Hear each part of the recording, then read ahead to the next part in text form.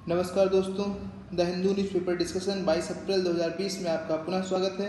हम शुरुआत करेंगे कल के प्रश्नों के साथ। कल के प्रश्न कुछ इस प्रकार थे। राष्ट्रीय हरित प्राधिकरण एनजीटी के संबंध में निम्न कथनों पर विचार कीजिए।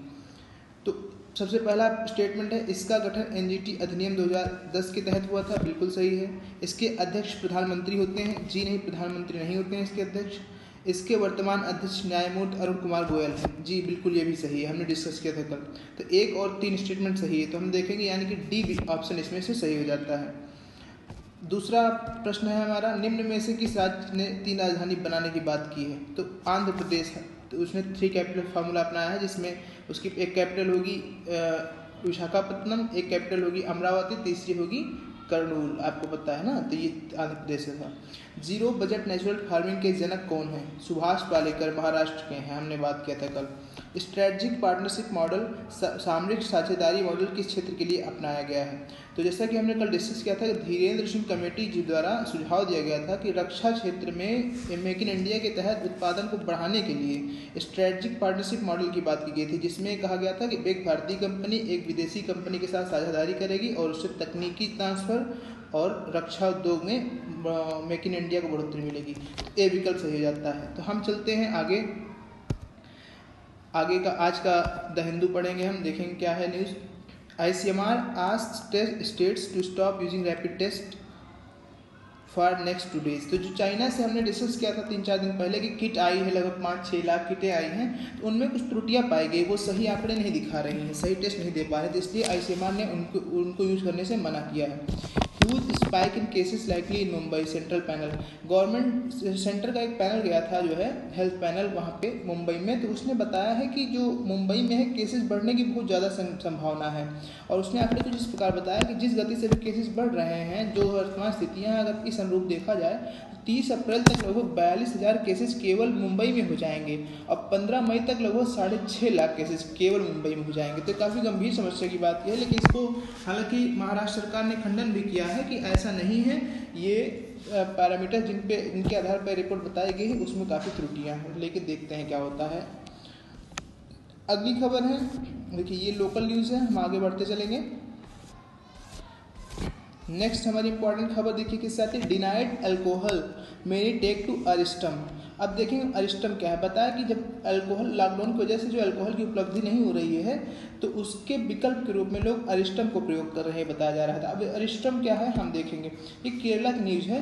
तो इसमें देखिए अरिस्टम क्या है, एक आयुर्वेदिक दवा है। अरिस्टम होता है फर्मेंटेशन से बनती है, जैसे कि अल्कोहल बनता है उसी मेथड से बनती है, लेकिन इसमें क्या है कि जो मेडिसिनल हर्ब्स है, औषधीय पौधे हैं, उनके फर्मेंटेशन से, यानी उनको सड़ा गला कर काफ़ी दिन रख कर किया जाता है। और दूसरा आसो होता है। तो अरिस्टम और आसो ये दोनों आयुर्वेदिक दवाएं हैं, जिनका प्रोसेस बनाने का लगभग अल्कोहल जैसा ही होता है, जिनका फ्लेवर भी वैसे होता है। तो दवाओं के बजाय इनको लोग नशे के रूप में प्रयोग कर रहे हैं। तो हम थोड़ा देखेंगे आयुर्वेदा। आयुर्वेदा क्या है, ये अथर्ववेद, जैसे हम जानते हैं 4 वेद होते हैं, ऋग्वेद, यजुर्वेद, सामवेद, अथर्ववेद। तो अथर्ववेद के अंतर्गत ही आयुर्वेदा का जन्म हुआ है। ये चीज़ हम थोड़ा सा गौर करेंगे। अगली न्यूज़ है, child abuse complaints rise during lockdown.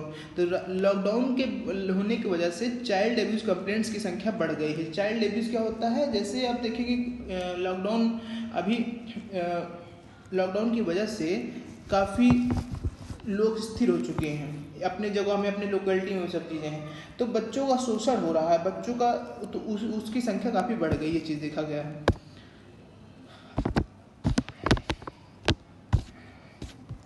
ये थी अगली न्यूज़ हमारी, CBDT sticks with budgets tax target. अब हम देखेंगे CBDT क्या है, ये न्यूज़ पहले देख लेंगे थोड़ा सा। तो CBDT जानते हैं, CBDT क्या है, ये central board of direct taxes, यानी केंद्रीय प्रत्यक्ष कर ट्राइब्यूनल ना। तो ये क्या है, ये किस मंत्रालय के अंतर्गत आती है, ये हमको थोड़ा जानना है। ये वित्त मंत्रालय के अंतर्गत आती है, यानी मिनिस्ट्री ऑफ फिनांस के अंतर्गत आती है।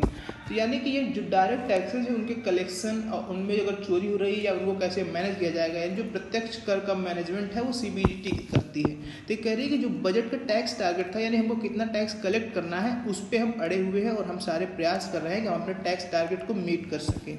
ये न्यूज़ थी।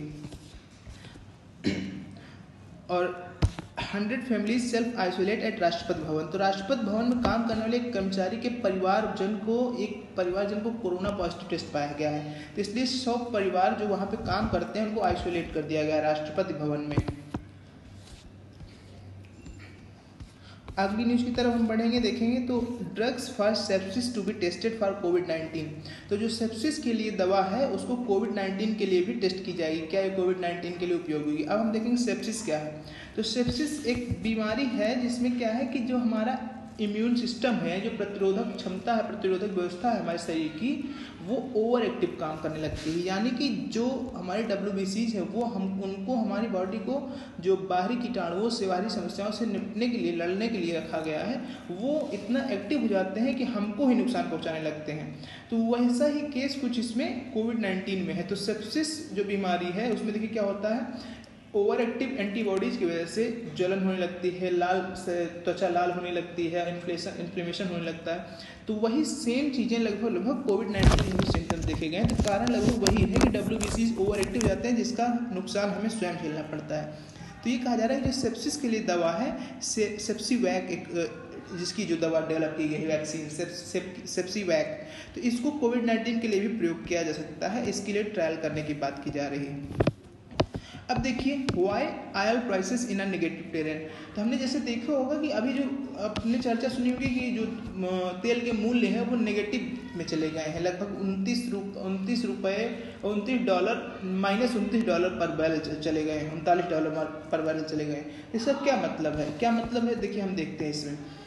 ये न्यूज़ जो है कि कहाँ के तेल मार्केट से, लगभग अमेरिका की तेल मार्केट की बात की जा रही है। इसमें वेस्ट टेक्सास इंटरमीडिएट WTI, इसको ध्यान देना है आपको, वेस्ट टेक्सास इंटरमीडिएट। ये क्या है? एक तेल का प्रकार है जो वहाँ पे वेस्ट टेक्सास, वहाँ पे एक शहर है, तो वहाँ पे जो तेल का उत्पादन होता है, यानी अमेरिका में जो तेल का उत्पादन है, जो कच्चा तेल अमेरिका का है, उसे वेस्ट टेक्सास इंटरमीडिएट बोलते हैं। तो उसकी बात की जा रही है कि उसी का दाम काफ़ी गिर गया है। तब कैसे देख होता क्या है? इसका व्यापार जो है NYMEXI न्यूयॉर्क मर्केंटाइल एक्सचेंज पे होता है। ये एक मार्केट है तेल के खरीदने के, व्यापार करने के। तो यहाँ पे मंथली फ्यूचर्स, अब फ्यूचर्स क्या होते हैं ये चीज़ हमको देखना है। देखिए दो चीज़ें होती हैं डेरिवेटिव्स में। डेरिवेटिव क्या होते हैं? जैसे कोई भी वस्तु है, मान लीजिए तेल है, तो तेल से जो मूल्य निकल के आता है तो वो डेरिवेटिव हो गया। तो तेल का व्यापार किया जाएगा कोई किसी मार्केट में, तो तेल सीधे हाथ से हाथ ले नहीं जाएगा, लेकिन तेल से मान लीजिए कि हम जैसे ये कहेंगे कि ये पर्ची है, इसको दिखा के आप 2 लीटर तेल ले सकते हैं, तो जो पर्ची है वो उसका डेरिवेटिव है। यानी कि जो इसका तेल का व्यापार होता है NYMEX न्यूयॉर्क मर्केंटाइल एक्सचेंज पे तेल का डेरिवेटिव होता है। डेरिवेटिव में 2 चीज़ें होती हैं, एक होता है ऑप्शन, दूसरा होता है फ्यूचर। तो फ्यूचर का मतलब क्या होता है कि जैसे फ्यूचर का मतलब ये हुआ कि हमें मान लीजिए तेल खरीदना है, तो हमने कह दिया कि भाई देखो इतने दाम में हमारा आपका तय हो गया है कि 10 रुपये में हम 1 लीटर तेल लेंगे, लेकिन तेल आज हम नहीं लेंगे, 2 महीने बाद लेंगे। तो जो ये फ्यूचर में यानी भविष्य में हमारा जो व्यापार होने वाला है उसके लिए हम पहले ही दाम तय कर लें, वो फ्यूचर ट्रेड होता है। तो जो न्यूयॉर्क मर्केंटाइल एक्सचेंज है, इसमें वेस्ट टेक्सास इंटरमीडिएट यानी WTI जो तेल होता है, क्रूड ऑयल होता है वहाँ का, अमेरिका का, उसका ट्रेड होता है। तो इसमें देखिए क्यों इतनी कमी क्यों आई इसके दाम में। तो इसमें क्या होता है, फ्यूचर में ट्रेड होता है। तो जैसे मान लीजिए मई के लिए तेल का व्यापार होना है, जो मई में तेल खरीदना है उसके लिए 2 महीने पहले ही हमारा फ्यूचर्स हो जाएंगे। फ्यूचर्स मतलब फ्यूचर कॉन्ट्रैक्ट हो जाएगा कि इतने दाम में हम आपका लेंगे तेल। तो जैसे मान लीजिए एक व्यापारी ने कहा है कि हम 100 रुपये में आपका तेल लेंगे, 1 लीटर तेल, मान लीजिए 1 बैरल तेल $100 में लेंगे।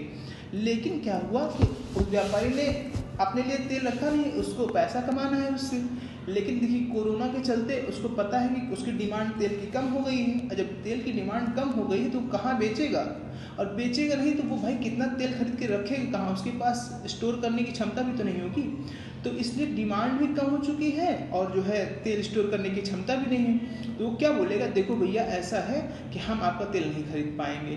तो मतलब क्या है कि जो कॉन्ट्रैक्ट होता है, फ्यूचर कॉन्ट्रैक्ट होता है, मान लीजिए मई में कॉन्ट्रैक्ट होना है तो 2 महीने 3 महीने पहले कॉन्ट्रैक्ट हो जाता है मई में अगर तेल लेना है। तो जो फ्यूचर कॉन्ट्रैक्ट डेट के पहले जो थे जिन्होंने लेने का वादा किया था उन्होंने मना कर दिया कि भाई देखो हम तेल नहीं खरीदेंगे, क्योंकि तेल की डिमांड है ही नहीं और हम रखेंगे कहाँ, स्टोर कहाँ करेंगे। तो इसीलिए बहुत ज़्यादा जो है तेल की डिमांड में कमी होने की वजह से जो भी तेल के व्यापारी थे उन्होंने तेल खरीदने से मना कर दिया। तो अब समस्या क्या है, देखिए जो नेगेटिव में चला गया इसका मतलब क्या है। नेगेटिव का मतलब ये है कि जैसे मान लीजिए 100 रुपये का अगर हमारा तेल है, 100 रुपये हमारा लागत मूल्य है, लेकिन अब उसको कोई खरीद नहीं रहा है, तो उसको हमें स्टोर करने के लिए मान लीजिए हमें टैंकर में रखना पड़ेगा, तो टैंकर का लागत मूल्य, किराया देना पड़ेगा टैंकर का, उसका लागत मूल्य। तो मतलब अगर 100 रुपये का हमारा तेल है तो 130 रुपये हमें उसको स्टोर करने में खर्च आ रहा था, यानी -30 रुपये उसका मूल्य हो गया, यानी कि हमें तेल को रखने के लिए ही 30 रुपये खर्च करना पड़ रहा है। तो ये नेगेटिव वो था। अच्छा, फिर ये चीज़ कहते हैं कि जो ब्रेंट क्रूड, आप एक चीज़ सुने होंगे ब्रेंट क्रूड ऑयल, ये क्या होता है, और मतलब जो वेस्ट टेक्सास इंटरमीडिएट है WTI, और ब्रेंट क्रूड क्या है। ब्रेंट क्रूड जैसे जो अमेरिका में कच्चा तेल होता है वो वेस्ट टेक्सास इंटरमीडिएट है, और जो नॉर्थ सी कहाँ पर है आपका, ये देखिए ब्रिटेन के ऊपर, जो यूरोप का है सी है ब्रिटेन के ऊपर। तो जो नॉर्थ सी गल्फ में, नॉर्थ सी में जो आपका ऑयल प्रोड्यूस होता है उसे हम बोलते हैं ब्रेंट क्रूड ऑयल। तो ब्रेंट क्रूड ऑयल का जो प्राइस है अभी भी $20 प्रति बैरल है, यानी कि उसका दाम अभी भी पॉजिटिव है। जहाँ से हमारे यहाँ तेल आता है, जो हम लोग जहाँ ब्रेंट क्रूड लेते हैं, उनका दाम अभी भी $20 प्रति बैरल है, यानी उसका दाम नेगेटिव में नहीं हुआ है। तो ये कहते हैं कि भाई ऐसा क्या हुआ कि वेस्ट टेक्सास इंटरमीडिएट का दाम तो नेगेटिव में चला गया, लेकिन ब्रेंट क्रूड ऑयल का दाम अभी भी पॉजिटिव में है, ऐसा क्या हुआ। देखिए इसका कारण ये है कि जो ब्रेंट क्रूड ऑयल है इसकी मार्केट ज़्यादातर एशियाई देशों में है। तो आप जब मैप को देखेंगे तो ब्रेंट क्रूड ऑयल कहाँ कहाँ उत्पादन होता है, यूरोप में उत्पादन होता है इसका, और हमारा जो मिडिल ईस्ट है यानी जो सऊदी अरबिया, ईरान, इराक उत्पादन करते हैं, सारे ब्रेंट क्रूड ऑयल का प्रोडक्शन करते हैं। तो जो सबसे बड़ी मार्केट है वो एशियाई बाज़ार है, और एशियाई बाज़ार तेल कहाँ से आयात करती है, ये आपका सऊदी अरब, ईरान, इराक, इन देशों से, और उसके बाद कुछ तेल आयात ये लोग यूरोप से भी करते हैं। तो ये चूँकि नज़दीक है, लेकिन अगर हम चाहें कि अमेरिका से तेल लें तो दूरी ही इतनी ज़्यादा है कि ट्रांसपोर्टेशन कॉस्ट ही काफ़ी ज़्यादा लग जाएगी। तो हम लोग जो एशियाई लोग हैं वो अमेरिका से तेल नहीं लेते हैं, बल्कि यूरोप से तेल लेते हैं, और यहाँ सऊदी अरब, ईरान, इराक, यहाँ कुछ से तेल आयात करते हैं। इसलिए मतलब जो ब्रेंट क्रूड ऑयल है उसकी डिमांड नहीं कम हुई है, तो उसकी तुलना में देखिए डिमांड कम हुई है, लेकिन तब भी उसकी तुलनात्मक रूप देखा जाए तो डिमांड तब भी उसकी तुलना में अभी डिमांड इसकी है। और दूसरी बात क्या है कि जो यूरोप में रिफाइनरीज बनी है, रिफाइनरी क्या होते हैं, तेल शोधन कारखाने, तेल को शुद्ध करने के लिए, जैसे ब्रेंट कच्चा तेल है उसको शुद्ध करके पेट्रोलियम, गैसोलीन, डीजल ये सब बनाना। तो जो रिफाइनरी है उनका स्ट्रक्चर ब्रेंट क्रूड को रिफाइन करने के लिए बना है, ना कि वो वेस्ट टेक्सास इंटरमीडिएट को रिफाइन कर सकती हैं। तो जब उनका स्ट्रक्चर वैसा ही है कि ब्रेंट क्रूड को रिफाइन करने के लिए, तो वो किसका उपयोग करेंगे, ब्रेंट क्रूड का। तो ये भी एक कारण हो गया। और दूसरी बात ये है कि मान लीजिए जैसे New York multi commodity, New York exchange में जो था, वहाँ पे क्या है, अगर आप अपना वादा फ्यूचर पे नहीं रह सकते तो अपना कैंसिल कर देते हैं, लेकिन यहाँ पे क्या है, अगर आप भविष्य में नहीं दे सकते हैं तो आपके पास कैश हो तो कैश में भी आप ट्रेड कर सकते हैं, ये विकल्प है। तो मतलब देखिए ब्रेंट क्रूड का प्राइस इसलिए नहीं घटा है क्योंकि इसका ज़्यादातर उपभोग एशियाई देश करते हैं, एशियाई देशों में डिमांड ज़्यादा है, इसकी मार्केट बड़ी है, और जो यूरोप की सारी रिफाइनरीज हैं लगभग आपकी ब्रेंट क्रूड पे डिपेंड, ब्रेंट क्रूड बेस है। तो इसलिए और भी इनका उपभोग अभी कम नहीं हुआ है, तो इसलिए इसका दाम नहीं कम हुआ है। अब हम अगला प्रश्न देखेंगे कि भारत, इस जो मूल्य गिरा हुआ है तेल का, इसका भारत को कैसे फायदा होगा। तो आप सभी जानते हैं भारत का लगभग निर्यात कम हो चुका है, यानी कि हमारी कमाई पर एक ब्रेक लग गया है, हम कमा नहीं पा रहे हैं, जो विदेशी मुद्रा हम नहीं कमा पा रहे हैं। तो उस दिशा में हमको तेल तो हम विदेशी मुद्रा में ही आयात करेंगे, तो ये एक समस्या की बात है। लेकिन जब तेल का दाम बहुत कम रहेगा, यानी हमको बहुत कम विदेशी मुद्रा में तेल मिल जाएगा, तो यानी कि एक जो फॉरेन एक्सचेंज का प्रेशर है वो थोड़ा सा कम है, काफ़ी कम है। और दूसरी चीज़ ये कि हम अपने स्ट्रेटजिक रिजर्व्स, हमने डिस्कस किया था कि स्ट्रेटजिक पेट्रोलियम रिजर्व क्या है, कि जो महत्वपूर्ण समय में, आपातकाल में समय में पेट्रोल का उपभोग करने के लिए हम एक टैंकर में रखे रहते हैं, तो उसको स्ट्रेटजिक पेट्रोलियम रिजर्व कहते हैं। तो इतना सस्ता है तेल, तो अब हम क्या कर सकते हैं, हम लोग कर भी रहे हैं कि तेल को सस्ते दामों में खरीद कर उसको स्टोर कर ले रहे हैं, कि कल को जब हमको आवश्यकता होगी तो सस्ते में हमको तेल उपलब्ध रहेगा, तो हमारा जो कम पैसे में अच्छा कीमती वस्तुएं हमको मिल जाएंगी। तो एक चीज़ और देख लेंगे स्ट्रेटजिक पेट्रोलियम रिजर्व कहाँ पे है, हमने डिस्कस किया था 3 जगह है और चौथी जगह बन रहा है। एक है विशाखापत्तनम में, दूसरा है मैंगलोर में कर्नाटका में है ये, तीसरा है पादुर में, ये जो है ये भी कर्नाटका में, और चौथा चंडीखोल यानी उड़ीसा में बन रहा है, जो सबसे बड़ा स्ट्रेटजिक पेट्रोलियम रिजर्व होगा। ये न्यूज़ थी। अगली न्यूज़ हमारी देखेंगे, अगली न्यूज़ है why Kandhamal tribes never have a bad hair day. तो इसमें बता रहे हैं कंधामल की जो जनजातियां हैं वो एक दूसरे के बाल आपस में ही काट लेते हैं, तो उनको नाई की आवश्यकता नहीं पड़ती है और इस लॉकडाउन में हम प्रभावित भी नहीं हो रहे हैं। तो ये चीज़ तो हमको ध्यान यहाँ पे देना है, कंधामल कहाँ की जनजाति है, उड़ीसा की जनजाति है। और कंधामल नाम से एक हल्दी वहाँ ये लोग उगाते हैं, कंधामल हल्दी, जिसको GI टैग मिला है। और GI टैग हमने कल डिस्कस किया था कि ये ऐसा टैग होता है कि उस जो उत्पाद हुआ है उसकी क्वालिटी वहाँ पर उत्पादन होने की वजह से हो रही है। तो ये कंधामल हल्दी होगी, इसको GI टैग मिला है, उड़ीसा से संबंधित है। आगे हम न्यूज़ देखेंगे। अगली न्यूज़ है Trump to suspend immigration to US। तो जो ट्रम्प ने घोषणा की है कि जो भी विदेशी लोग आएंगे उनको प्रतिबंध लगा दिया, USA में कोई विदेशी नहीं आएगा। तो देखिए इन्होंने कहा कि 2 कार्ड्स, कोई भी नए ग्रीन कार्ड और कोई वर्क वीज़ा नहीं इशू किया जाएगा। तो ग्रीन कार्ड है, हम देखेंगे क्या है। जो भी विदेशी लोग आते हैं उनको परमानेंटली रहने के लिए, यानी कि आप अपने पूरे जीवन काल अमेरिका में रह सकते हैं, तो उसका जो पास होता है उसी को ग्रीन कार्ड बोलते हैं। और वर्क वीज़ा क्या है, कोई विदेशी अमेरिका में अगर काम करना चाहता है तो जो काम करने के लिए, ऑक्यूपेशन के लिए वीज़ा मिलेगा उसे वर्क वीज़ा बोलते हैं। अब देखिए अगली न्यूज़ है UN global hunger could double due to COVID. United nations ने कहा है कि वैश्विक भूखमरी कोविड-19 की वजह से 2 गुना हो सकती है। आप जैसे ये पहली बात आप समझ रहे हैं इसको। अगली न्यूज़ है Pakistan prime minister to get tested for कोविड-19। पाकिस्तान के प्राइम मिनिस्टर जो है फिलंथ्रोपिस्ट से मिले थे, एक व्यक्ति से मिले थे जिसको जो बाद में कोरोना पॉजिटिव पाया गया था, इसलिए वो भी अब कोरोना अपना टेस्ट कराने के लिए जा रहे हैं। देखिए Pakistan removes name from terrorism watch list.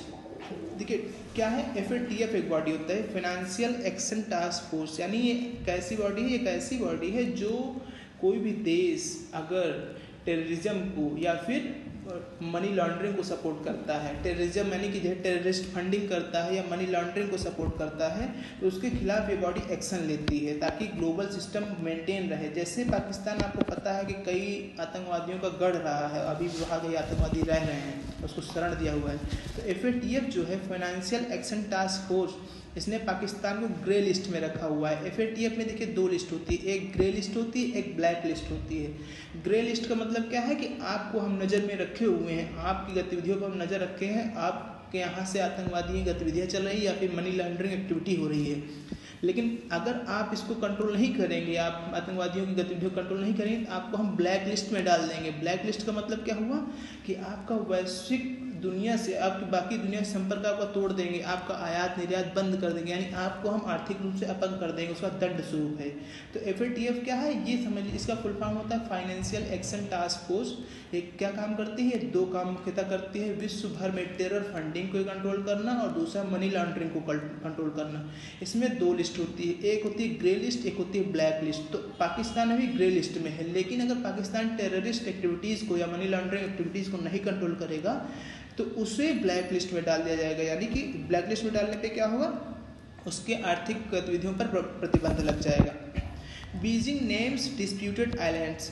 देखिए क्या बोल रहा है कि इसमें न्यूज़ ये है कि जो बीजिंग है, बीजिंग यानी चाइना की राजधानी, यानी चाइना ने जो विवादित आइलैंड से, विवादित द्वीप से उनको नया नाम रखा है। तो हम देखेंगे क्या विवाद है। तो आप जब चाइना का मैप देखेंगे तो चाइना के नीचे ही दक्षिण में साउथ चाइना सी है, दक्षिण चीन सागर है, वहाँ पर देखिए कुछ छोटे छोटे आइलैंड्स हैं। तो चाइना से सटे हुए ही देखिए हमारे कुछ जैसे देश हैं, जैसे कि आपका हो गया वियतनाम, फिलीपींस और ये सब देश है ना। तो इन देश, तो वहाँ पे जो दक्षिण चीन सागर में है, तो देखिए ऊपर की तरफ यानी उत्तर की तरफ चीन है और पूर्व की तरफ पश्चिम की तरफ आपका वियतनाम है, पूर्व की तरफ फिलीपींस है, नीचे की तरफ आपका ब्रुनेई है, ये सब देश है। तो जो बीच में आइलैंड्स है, तो चूँकि चाइना सबसे शक्तिशाली देश है तो वो कहता है कि ये आइलैंड्स हमारे हैं, लेकिन जो बाकी देश कहते हैं ये हमारे हैं। तो इसी पे विवाद चल रहा है। तो देखेंगे हम आइलैंड्स का नाम स्प्रैटले आइलैंड्स है, पार्शियल आइलैंड्स हैं। तो ये हमको ध्यान रखना है, ये स्प्रैटले और पार्शियल आइलैंड्स जो है, पार्शियल आइलैंड है, ये किस सागर में है, किस जलभाग में है, ये आपका दक्षिण चीन सागर में है, ये चीज़ आपको ध्यान देना है। अगली न्यूज़ है, Sri Lanka election commission announces polls on June 20 opposition wise concern. जो श्रीलंका का इलेक्शन कमीशन है उसने प्रधानमंत्री के चुनाव के लिए यानी कि मतलब सांसदों के संसदीय चुनाव की घोषणा की है। तो जो विपक्ष है तो उसने अब इसका विरोध जताया है कि कोरोना जैसी महामारी चल रही है, बड़ी समस्या हो सकती है, गलत डिसीजन हो सकता है। अगला देखिए खबर देखेंगे, regulator sweetens targeted long term repo operation deal for banks lending to NBFCs। देखिए क्या है, अब हमने पिछले एक एडिटोरियल की वीडियो में लॉन्ग टर्म रेपो ऑपरेशन बहुत अच्छे से डिस्कस किया है, आप पीछे जाके उसको समझ सकते हैं। लेकिन थोड़ा सा हम यहाँ पर लिंक देख लेंगे इसका कि लॉन्ग टर्म रेपो ऑपरेशन क्या होता है। देखिए लॉन्ग टर्म रेपो ऑपरेशन क्या होता है कि जो रेपो रेट हमने डिस्कस किया है पहले। रेपो रेट क्या होता है, ऐसी दर जिसपे RBI केंद्रीय बैंक हमारी अन्य बैंकों को ऋण देती है। लेकिन लॉन्ग टर्म रेपो रेट क्या है, लॉन्ग टर्म रेपो ऑपरेशन क्या है, जो रेपो रेट होती है, रेपो ऑपरेशन होता है, ये मैक्सिमम 28 डेज के लिए यानी लगभग 1 माह के लिए ही लोन दिया जाता है इसमें। लेकिन जो लॉन्ग टर्म रेपो ऑपरेशन है इसका मतलब रेपो ऑपरेशन को थोड़ा सा लंबे समय के लिए, तो लंबा समय कितना होता है, यानी इसके अंतर्गत 1 वर्ष से 3 वर्ष तक का लोन दिया जा सकता है, ये चीज़ है, और रेपो रेट पर ही दिया जाता है। तो ये लॉन्ग टर्म रेपो ऑपरेशन है। तो ये अभी बैंकों RBI ने, जैसे हमने डिस्कस भी किया था, 50,000 करोड़ रुपए बैंकों के माध्यम से NBFC को प्रोवाइड कराएगी। तो ये 50,000 करोड़ रुपए का लोन जो है बैंकों को दिया गया है, ये लॉन्ग टर्म रेपो ऑपरेशन के तहत दिया गया है। तो ये चीज़ आपको क्लियर होनी चाहिए, लॉन्ग टर्म रेपो ऑपरेशन क्या है, ये रेपो ऑपरेशन ही है, लेकिन ये 3 साल के लिए लोन दिया जाता है। अब अगली न्यूज़ देखिए, उसी में देखिए कि बताया है कि बैंकों को जो इसका प्रयोग करना है वो प्रायोरिटी सेक्टर लेंडिंग के लिए, यानी कि NBFCs को जो है देना है इसमें लगभग। तो प्रायोरिटी सेक्टर लेंडिंग क्या है, प्रायोरिटी मतलब जिसमें प्राथमिकता किसको दी जाए। तो जैसे देखिए किसान हैं, हमारे छोटे मोटे किसान हैं और छोटे उद्यमी हैं, तो इन लोग क्या है, जिस किसानों को कोई बैंक लोन देना पसंद नहीं करती है, क्योंकि उसे पता है कि ये डिफ़ॉल्ट कर सकता है, भाई इसके पास कोई निश्चित आय का साधन नहीं, इसकी फसल बर्बाद हो गई, हमारा लोन दे नहीं पाएगा। तो इस लोन की कमी से जो किसान छोटे उद्यमी हैं उनको पैसा नहीं मिल पाता है, तो उनका डेवलपमेंट भी नहीं हो पाता है, वो ज़्यादा इन्वेस्ट नहीं कर पाते हैं, ज़्यादा प्रोडक्शन भी नहीं कर पाते हैं, तो ये उनके लिए एक समस्या होती है। तो बैंकों ने सरकार ने एक नया नियम लाया प्रायोरिटी सेक्टर लेंडिंग का, यानी कि आप कंपलसरी है, आपको निश्चित रूप से ही जितना आप टोटल लोन देते हैं उसका 40% लोन किसानों को या छोटे उद्यमियों को, NBFCs को, ऐसे उसने कुछ कैटेगरी बना दी कि इतने इतने लोगों को इतने 40% लोन, कुल जितना लोन देते हैं उसका 40% लोन इन लोगों को देना ही है। तो जो हमारी जो कॉमर्शियल बैंक्स हैं उनके 40% जितना लोन, मान लीजिए 100 रुपये का लोन वो बांटते हैं, 40 रुपये का लोन किसानों को, छोटे उद्यमियों को, MSMEs को आपका, और जो NBFCs को, ऐसे करके उन्होंने बताया है। तो ये हमारा प्रायोरिटी सेक्टर लेंडिंग हो गया। अब अगली न्यूज़ है, rupee slips as investors flock to safe havens. तो जो पैसा है हमारा रुपया है वो कमज़ोर हो रहा है डॉलर के मुकाबले। क्यों कमज़ोर हो रहा है, कि जो विदेशी मुद्रा हमारे यहाँ इन्वेस्टमेंट हुई है, तो आप जान रहे होंगे कोरोना की वजह से देखिए क्या है, समस्या चल रही है। और दूसरी बात क्या है कि अभी तेल के दाम भी गिर रहे हैं, तो जो भी डेवलपिंग कंट्रीज है आपकी, वो इसे सफ़र करेगी, काफ़ी परेशानी इससे उनको उठाना पड़ेगा। तो जो यहाँ पे इन्वेस्टर्स जिन्होंने पैसा लगाया था डॉलर में अपना, तो वो क्या चाहेंगे कि भाई कल को इनके कोई भरोसा है, ये डेवलपिंग कंट्रीज़ हैं, इन पर कोई ट्रस्ट भी नहीं है उतना, जितने क्रेडिट नहीं है जितना डेवलप्ड कंट्रीज़ की है। तो ये लोग अपना पैसा यहाँ से निकाल कर सेफ हेवन्स में, यानी कि जैसे अमेरिका में लेके रख देंगे, और स्विट्ज़रलैंड में, और जो विश्वसनीय संस्थाएं, विश्वसनीय डेवलप्ड कंट्रीज है वहाँ पे ले जा रहे हैं। इसका मतलब हमारे यहाँ से डॉलर चला जा रहा है। तो आप समझ लीजिए, जो भी चीज़, जैसे मान लीजिए आपके पास जिस चीज़ की कमी रहेगी उस चीज़ का वैल्यू बढ़ जाएगा ना, तो हमारे पास डॉलर कम हो गए, यानी डॉलर की डिमांड हमारे पास ज़्यादा है लेकिन डॉलर कम हो गए। तो जिस चीज़ की मांग ज़्यादा रहेगी लेकिन उपलब्धता कम रहेगी, तो उसकी कीमत अपने आप बढ़ ही जाएगी। तो डॉलर की कीमत क्या हो रहा है, बढ़ जा रही है, यानी कि रुपए की कीमत कम हो जा रही है। तो यही चीज़ इस खबर में बताया गया है। अगली खबर है, ICICI confirms exposure to troubled HLT। तो जो ICICI बैंक है उसने बताया कि जो सिंगापुर बेस्ड एक वो है संस्था है, हेन लॉन्ग ट्रेडिंग प्राइवेट लिमिटेड, तो ये कंपनी जो समस्या में चल रही है, ये थोड़ा घाटे में चल रही है, तो और इसने इसको लोन दिया है, तो बताया कि इसलिए अपनी चिंता जाहिर की हमारा लोन भी फंस सकता है। और उसका देखिए ये SBI lens on MCX interim settlement, SEBI lens on MCX interim settlement. तो हमको देखना है, सेबी हमने डिस्कस ही किया था कि कैपिटल मार्केट को रेगुलेट करती है। कैपिटल मार्केट और मनी मार्केट क्या है? मनी मार्केट वह बाजार होती है जो 1 साल से कम के लिए लोन के प्रतिबंध करती है, प्रबंध करती है। और कैपिटल मार्केट क्या है? जो 1 साल से ज़्यादा के लिए लोन अगर किसी को लेना है तो जिस मार्केट से लेकर उसे कैपिटल मार्केट बोलेंगे। तो कैपिटल मार्केट को नियंत्रण का काम कौन करता है? SEBI, security exchange board of India ना, ये रेगुलेट करता है। MCX इसमें आया है। MCX क्या होता है? Multi commodity exchange. कमोडिटी मतलब वस्तु होता है, यानी कि जो ऐसा एक्सचेंज यानी ऐसा प्लेटफॉर्म जिसपे बहुत सारी वस्तुओं का लेन देन हो सके। उदाहरण के रूप में देखते हैं चांदी का, सोने का, कच्चे तेल का, कॉपर का, कॉटन का, जिंक का, इनका सबका जिसमें ट्रेड हो सकता है। जैसे हमारा देखिए शेयर मार्केट में ट्रेड होता है, वैसे इन सब चीज़ों का ट्रेड MCX पे होता है, मल्टी कमोडिटी एक्सचेंज। अगली न्यूज़ है देखिए, NBFC seek RBI clarification on what constitute a default. तो NBFC बोल रहे हैं कि जैसे देखिए RBI क्या होता है, RBI बैंकों के लिए डिफ़ॉल्ट मैकेनिज्म बनाई है, यानी कि अगर कोई लोन है वो 90 दिन के लिए नहीं दे रहे हैं, उसका रिपेमेंट नहीं हो रहा, तो वो लोन NPA हो जाएगा। अगर पहले 30 दिन के लिए नहीं दे रहे हैं तो उसको ऐसे कैटेगरी करके बताएं। लेकिन NBFC के लिए ऐसा कोई क्लियर नहीं है। तो NBFC ने बोला है कि भाई एक पैरामीटर हमारे लिए सेट कर दो कि अगर इतने दिन तक हमारा ग्राहक लोन वापस नहीं करता है तो हमारे लोन को डिफ़ॉल्ट माना जाएगा, ताकि हम क्लियर हो जाएं। अच्छा, इस बात की चिंता इनको क्यों है? क्योंकि जैसे लोन को डिफ़ॉल्ट कैटेगरी में डाला जाता है तो उनके लिए प्रोविजनिंग बढ़ाई जाती है। अब प्रोविजनिंग क्या है आपको लग रहा होगा, तो प्रोविजनिंग का मतलब क्या है कि जैसे देखिए मान लीजिए हम बैंक हैं, तो आपने हमारे पास पैसा अपना जमा किया है, हमने किसी तीसरे व्यक्ति को आपके पैसे का प्रयोग करते हुए लोन दे दिया है, लेकिन आपने हमें मान लीजिए 100 रुपये दिया है, तो उस 100 रुपये को हमने किसी तीसरे व्यक्ति को दे दिया है। लेकिन मान लीजिए अगर वो 100 रुपये हमें ना लौटाए, तो उसने फ्रॉड कर दिया बैंक के साथ और हमें ना लौटाए, तो आपका पैसा आप तो हमसे मांगने आओगे ना। तो RBI ने प्रावधान किया है कि मान लीजिए आपने 100 रुपये का लोन दिया है, तो आप उसका जितना लोन दिया है उसका कुछ हिस्सा अपने पास रखोगे। यानी मैं अपने पास से 10 रुपये आपके द्वारा जो लोन दिया गया है उसके रूप में 10 रुपये रखूँगा। अगर मान लीजिए इन केस वो नहीं लौटाता है तो मेरे पास कुछ पैसा रिजर्व रहे 10 रुपये। लेकिन अगर मान लीजिए वो 90 दिन तक लोन नहीं वापस करता है, जो तीसरा व्यक्ति है 100 रुपये हमारा जो हमने आपसे लेके उसे दिया है, तो यानी संभावना है कि वो पैसा देने का इरादा नहीं है उसका। तो अब RBI बोलेगी ऐसा है भैया, वो पैसा जो आपने लेंड किया है, उधार दिया है, वो खतरनाक पैसा है, वो लौटाने का इरादा नहीं है। आपने 10 रुपये रखा है रिजर्व में, उसको और बढ़ाइए तो हमको 50 रुपये रखना पड़ेगा, कि यानी अब उसकी लौटने की संभावना कम है तो 50 रुपये रखो। अगर वो मान लो कुछ दिन और नहीं देता है तो हमें पूरा 100 का 100 रुपये अपनी जेब से निकाल कर रखना पड़ेगा, कि यानी अगर मान लीजिए आपने जो हमें पैसा दिया था आपको आवश्यकता हो तो मैं आपको 100 रुपये दूँ। तो मतलब यही है कि जो कोई लोन डिफ़ॉल्ट कैटेगरी में डाल दिया जाता है उसके लिए प्रोविजनिंग बढ़ानी पड़ती है, बैंक को अपना पैसा अलग से रखना पड़ता है। जब मैं देखिए अपना पैसा रख दूंगा तो मैं जो उधार देने का काम है वो मेरा कम हो जाएगा, यानी मेरा पैसा तो ब्लॉक हो गया ना, आपके लिए रिजर्व हो गया। और जब ब्लॉक हो जाएगा तो उससे क्या होगा, नुकसान किसका है, मेरा, क्योंकि जब मैं लोन नहीं दे पाऊंगा मैं अर्निंग नहीं कर पाऊंगा तो मेरा काम कैसे चलेगा। देखिए अगली न्यूज़ है SEBI लीजेस norms on IPO rights issues. तो सेबी ने IPO इनिशियल पब्लिक ऑफरिंग यानी सार्वजनिक प्रस्ताव और राइट्स इशू पर नए नियम जो है जारी किए हैं। अब देखेंगे सेबी हमने डिस्कस किया है, security and exchange board of India. ये क्या करती है, कैपिटल मार्केट को रेगुलेट करती है, यानी जो कंपनियों को 1 वर्ष से ज़्यादा लोन की आवश्यकता होती है, धन की आवश्यकता होती है, तो वो सेबी एक प्लेटफॉर्म प्रोवाइड करता है, वहीं से लोग लेते हैं शेयर बेचकर और अन्य माध्यमों से।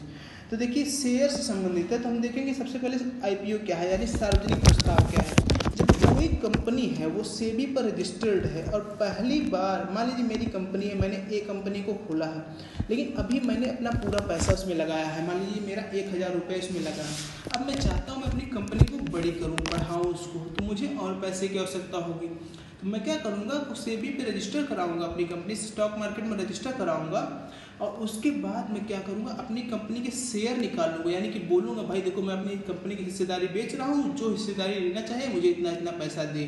तो जो पहली बार कोई प्राइवेट कंपनी पब्लिक कंपनी बनने जाती है, यानी कि पहली बार कोई प्राइवेट कंपनी अपने शेयर को आम आदमियों के लिए खोलती है, तो उसे IPO यानी इनिशियल पब्लिक ऑफरिंग या सार्वजनिक प्रस्ताव बोलते हैं। आपको गौर करना है, ये इकोनॉमिक टर्म है, बहुत इंपॉर्टेंट है। IPO क्या है आपको डेली चर्चा में आता है न्यूज़ में। जब पहली बार कोई प्राइवेट कंपनी आम व्यक्तियों के लिए अपने शेयर की बिक्री के लिए प्रस्ताव रखती है स्टॉक मार्केट में, तो उसे इनिशियल पब्लिक ऑफरिंग या सार्वजनिक प्रस्ताव कहते हैं। अब देखिए दूसरा राइट्स क्या है, राइट इशूज़। राइट्स इशूज़ मतलब जिनका पहले से अधिकार है उनके लिए इशू करना मतलब जारी करना। यानी जो कोई कंपनी है उसको पहले भी शेयर इशू कर चुकी है और उसके जो पुराने शेयर धारक हैं उनके लिए कुछ डिस्काउंटेड प्राइस पे या विशेष मूल्य पर जो हमारे पुराने शेयर धारक हैं उनको, मतलब इस तरह समझिए, मेरी कंपनी है, आपने पहले मेरी कंपनी को शेयर खरीदा था, अब मैं फिर से नया शेयर निकालने जा रहा हूँ, लेकिन मैं आपके साथ थोड़ा सा अपना झुकाव रखूँगा कि भाई आप मेरे पुराने साथी हैं, तो इसलिए मैं आपको थोड़ा सस्ते दाम में अपने शेयर दूंगा। तो जो राइट्स इशूज़ है क्या, यही जो पुराने शेयर होल्डर हैं उनको कुछ विशेष मूल्य पर उनके शेयर होल्डिंग के अनुपात में जो शेयर दिया जाता है उसे राइट्स इशूज़ है। तब कहे जाते हैं, जैसे सेबी ने क्या किया है, इनिशियल पब्लिक ऑफरिंग यानी सार्वजनिक प्रस्ताव राइट्स इशूज़ जो है जारी करने के लिए कुछ जो मानक है उनको ढीले किए हैं। क्यों ढीले किए हैं कि भाई जो कंपनियां हैं वो आर्थिक तंगी में चल रही हैं, उनको पैसे की आवश्यकता पड़ेगी, तो नए शेयर जारी करने के लिए उनको थोड़ा सा लिमिट कम कर दी जाए। तो क्या इसने क्या किया है, ये बोला है कि जब पहले होता था कि अगर आपकी क्षमता, आपकी कंपनी की क्षमता यानी उसकी वैल्यू कम से कम 250 करोड़ है तभी आप जो है अपने शेयर इशू कर सकते हैं, लेकिन अब क्या कर दिया गया है कि आपकी मार्केट कैपिटलाइजेशन अगर 100 करोड़ है तब भी आप शेयर इशू कर सकते हैं, यानी कि आपको उसको लिमिट को घटा दिया गया है। और बोला गया है कि जैसे आप मान लीजिए शेयर की डिमांड बढ़ती है तो आप लगभग 50% तक नए शेयर भी उसी समय जारी कर सकते हैं, ऐसे से करके थोड़ा सा छूट दी गई है। तो ये है जो है हमारा उससे संबंधित न्यूज़। तो ये आज की न्यूज़ थी और इसके बाद हम देखेंगे आज के संबंधित प्रश्नों को। प्रश्न लगभग देखिए, जो आपने अगर अच्छे से पढ़ा होगा तो इनके प्रश्नों का जवाब आप आसानी से दे लेंगे। आपको जवाब कमेंट बॉक्स में देना है। तो पहला प्रश्न है CBDT यानी केंद्रीय प्रत्यक्ष कर बोर्ड किस मंत्रालय के अंतर्गत आता है। प्रश्न इसका ऑप्शन ए है खाद्य एवं वितरण मंत्रालय, ऑप्शन बी वित्त मंत्रालय, ऑप्शन सी गृह मंत्रालय, ऑप्शन डी वाणिज्य एवं उद्योग मंत्रालय। क्वेश्चन नंबर 2 है वेस्ट टेक्सास इंटरमीडिएट WTI क्या है। ऑप्शन ए अमेरिकी बाजार का कच्चा तेल या क्रूड ऑयल है, बी एक ट्रेन का नाम है, सी कोविड की दवा है, डी इनमें से कोई नहीं। क्वेश्चन नंबर 3 स्पार्टले व पार्सल द्वीप किस जलभाग में स्थित हैं। ए दक्षिण चीन सागर, बी हिंद महासागर, सी प्रशांत महासागर, डी अटलांटिक महासागर। क्वेश्चन नंबर 4 है शेयर बाजार के संबंध में IPO या सार्वजनिक प्रस्ताव से आप क्या समझते हैं। ए शेयर बाजार में सूचीबद्ध कंपनी जब पहली बार अपने शेयर बाजार आम ग्राहकों के लिए उतारती है, बी जब कंपनी अपने वर्तमान शेयर धारकों को विशेष मूल्य पर शेयर देती है, सी ए व बी दोनों, डी इनमें से कोई नहीं। तो ये थी आज की डिस्कशन। उम्मीद है आप इसका जवाब अच्छे से देंगे कमेंट बॉक्स में और कल हम इसके फिर जवाबों की चर्चा कल के डिस्कशन में करेंगे।